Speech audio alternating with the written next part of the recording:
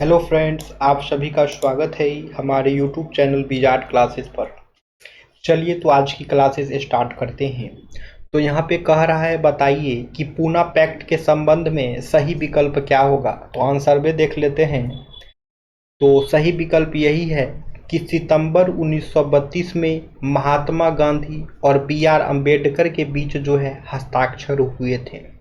Poona pact के बारे में जो सही विकल्प है वह हो जाएगा कि सितंबर 1932 में महात्मा गांधी और बी आर अम्बेडकर के बीच जो है एक हस्ताक्षर हुए थे।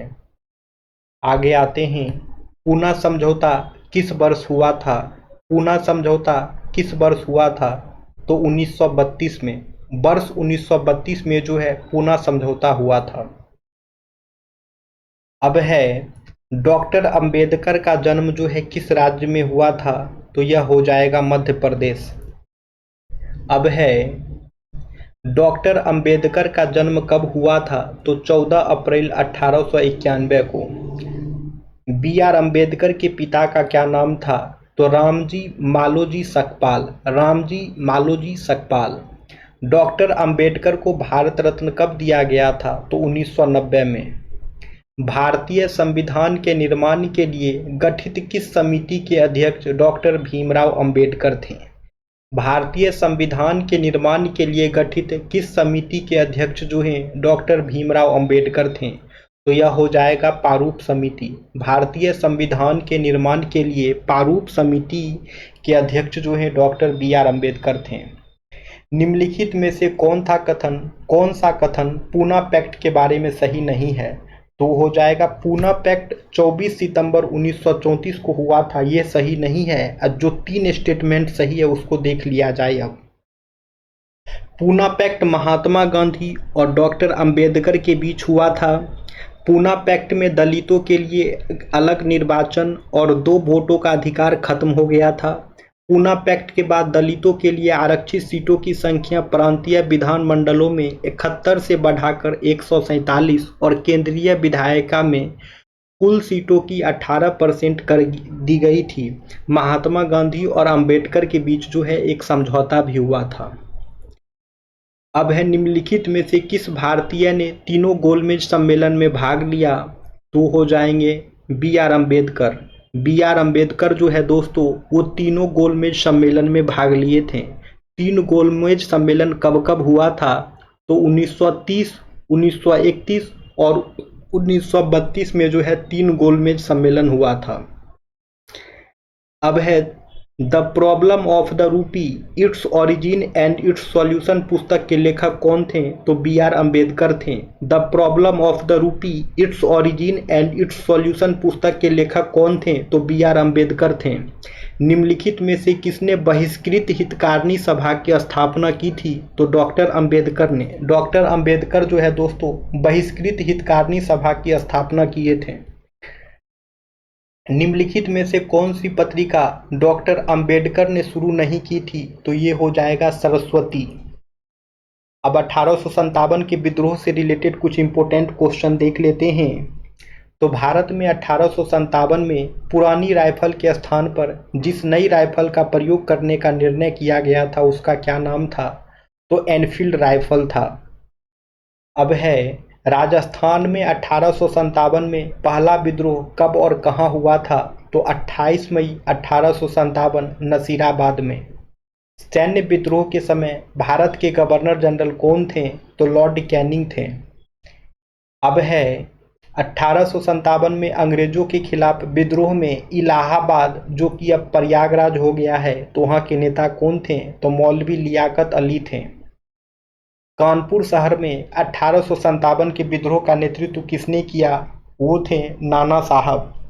कानपुर शहर में 1857 के विद्रोह का नेतृत्व जो है नाना साहब किए थे। बेगम हजरत महल भारत के निम्नलिखित में से किस विद्रोह से संबंधित है। तो सिपाही विद्रोह 1857। 1857 के विद्रोह के दौरान बेगम हजरत महल ने विद्रोह का नेतृत्व कहां से किया था। तो लखनऊ से।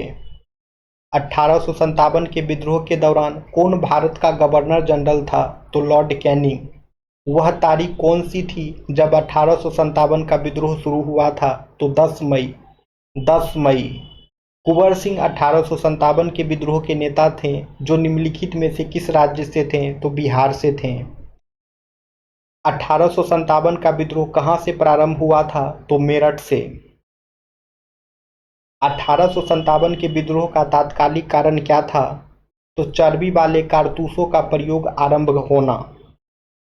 वह पहला भारतीय सिपाही कौन था जिसने चर्बी वाले कारतूस का प्रयोग करने से इनकार कर दिया था? तो मंगल पांडे। मंगल पांडे, जिसने अकेले 1857 ईस्वी में विद्रोह का सूत्रपात किया, संबंधित थे तो 34वीं नेटिव इन्फेंट्री से। ठीक है, मंगल पांडे जिसने अकेले 1857 ईस्वी में विद्रोह का सूत्रपात किए, वो संबंधित थे 34वीं नेटिव इन्फेंट्री से। बेगम हजरत महल ने 1857 के विद्रोह का नेतृत्व निम्नलिखित में से किस शहर से किया था? तो लखनऊ से। 1857 के विद्रोह के समय भारत का गवर्नर जनरल कौन था? तो लॉर्ड कैनिंग था। 1857 के विद्रोह में कानपुर में सैनिकों का नेतृत्व किसने किया था? तो नाना साहेब ने। 1857 के विद्रोह की शक्ति का सबसे महत्वपूर्ण तत्व कौन सा था? तो हिंदू मुस्लिम एकता।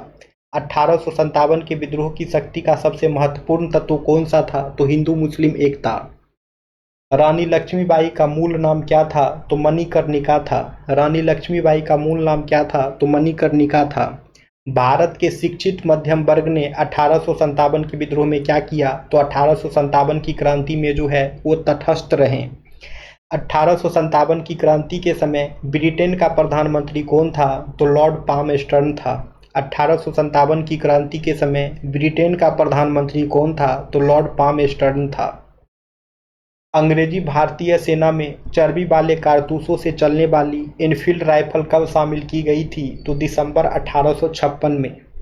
अंग्रेजी भारतीय सेना में चर्बी वाले कारतूसों से चलने वाली इनफील्ड राइफल कब शामिल की गई थी? तो दिसंबर 1856 में। निम्नलिखित में से कौन सा आयोग 1857 का विद्रोह दमन के बाद भारतीय फौज के नव संगठन से संबंधित है? तो पील आयोग। चलिए तो फिर मिलते हैं कल की क्लासेस में दोस्तों। आप लोग वीडियो को लाइक करते रहें ताकि हमको भी सपोर्ट मिलता रहेगा, और वीडियो बना बना के लाते लाया आप सभी के बीच, इसलिए जो है आप लोगों के सपोर्ट का बहुत ज़रूरी है। तो वीडियो को लाइक भी करें, शेयर भी करें, वीडियो कैसा लगा ये भी कमेंट्स करें। ठीक है फ्रेंड।